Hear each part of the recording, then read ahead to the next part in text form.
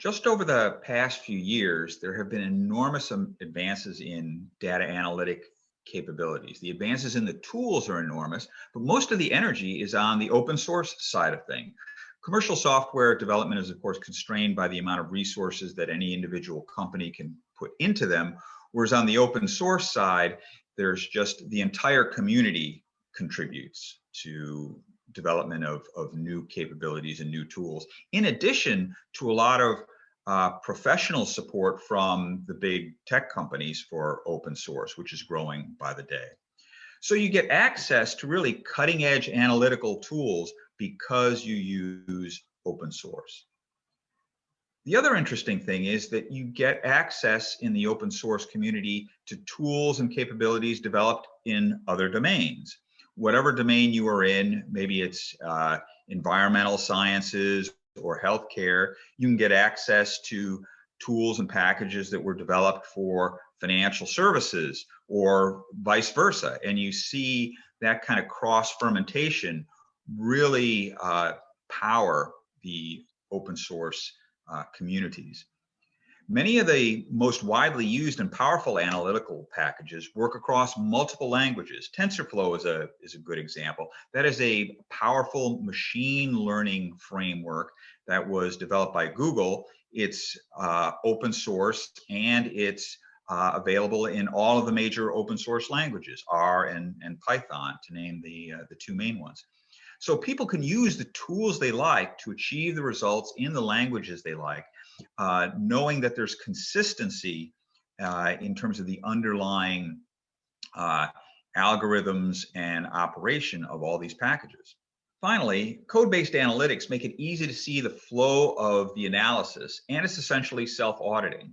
In highly regulated businesses like healthcare and financial services, where I came from, this can be a lifesaver.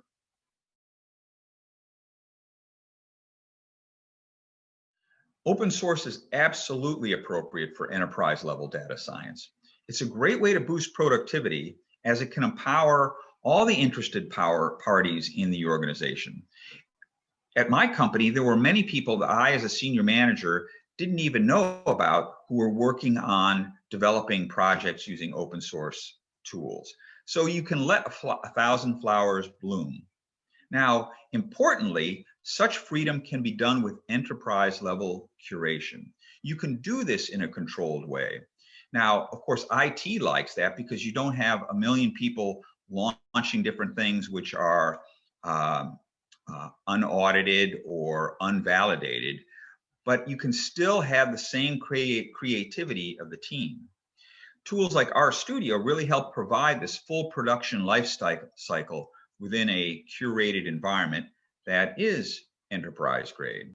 There are so many people contributing to that community. There are so many tremendous packages out there. You can be comfortable that if you're using a commercial software that it's been audited and vetted and has gone through a process before it was released into the wild that is greater than what might happen in the open source community.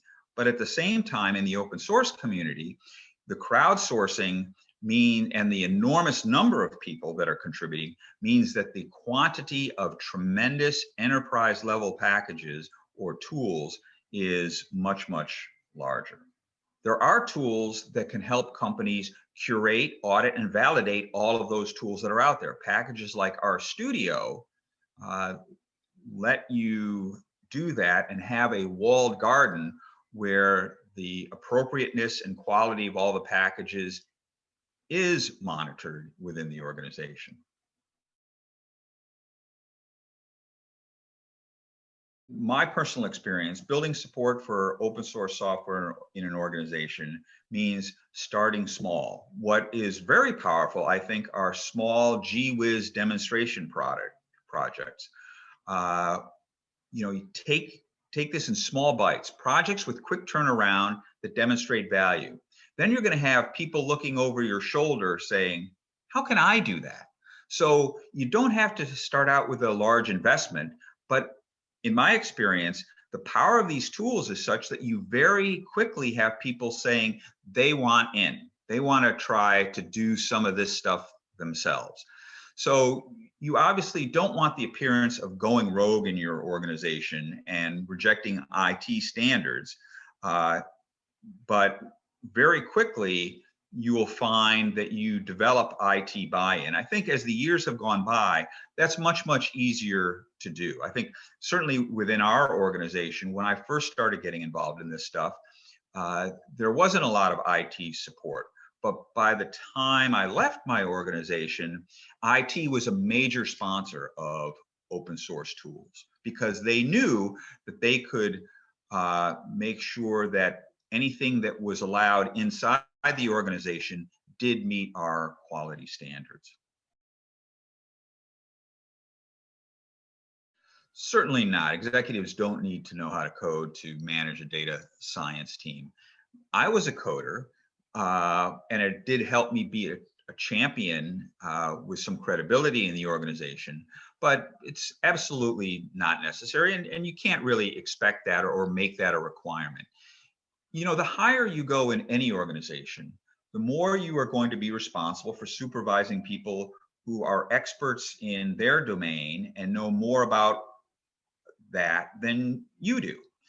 I was a CEO, and of course, as most CEOs do, I was promoted through a particular business vertical, in my case, investments. That's what I had expertise in, but I didn't know anything, or I didn't have any particular expertise in sales or legal, and certainly not IT. So an executive doesn't need to be fluent in all topics, and indeed cannot be. But it helps to be conversant, and some of that is learning on the job. But to do that, at a minimum, you need to be curious. So you will have lots of people who work for you who will know things you don't, and you have to be respectful of their knowledge.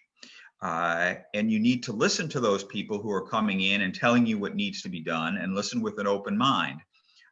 Ultimately, the leader has to make the decision, but you want to make it with the best possible input from your teams, and being respectful when someone says, I don't think this is a good idea. But again, leadership is about making the call at the end of the day. But you have to be very mindful of where the expertise lies in your organization. And that applies in all areas, of course, including leading data science teams. I got started in R about 2006, so that's what, 15 years ago. I became frustrated with the limitations of Excel. I felt I had taken it as far as I could. One of the things that really bugged me was how my current self had no idea what my past self did when I opened a spreadsheet from a year or two prior. So, how do I remember where the critical dependencies are across multiple sheets? What does this formula do? All of these things became very opaque in some of the really big, complicated spreadsheets that I did. I like the idea of open source tools, so I discovered and started working with R. And I started working with one toe in the water. I was moving back and forth with Excel, importing and exporting data, using some macro tools to manage that. But as the months went on, I used Excel less and less because I got more fluent with R, and found that I was getting answers faster and getting answers with reusable code much more frequently. So I eventually Excel just sort of withered away, and I stopped using it. And even when I became a CEO, obviously playing around with spreadsheets or R wasn't part of my day job, but I like to keep myself sharp in terms of working with R. And this had a good corporate purpose because it helped me be an evangelist for R within my organization. And again, by the time I left the company, these open source tools were an everyday part of analytics across just about all of the verticals in my company.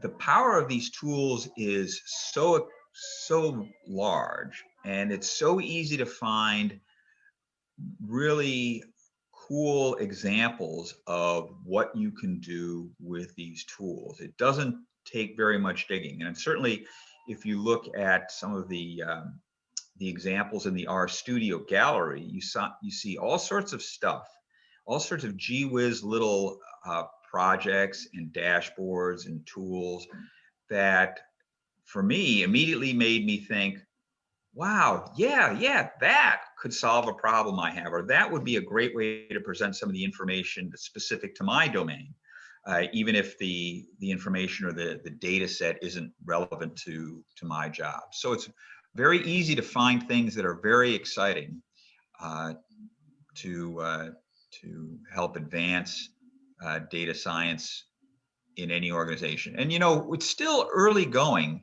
on the power of data science in many organizations. There are many organizations, even very sophisticated quantitative analytic organizations, that haven't gone after the low-hanging fruit that data science has brought to fruition in the last few years. I'm speaking from experience on this. So once the ball gets rolling, it's very easy to keep it going.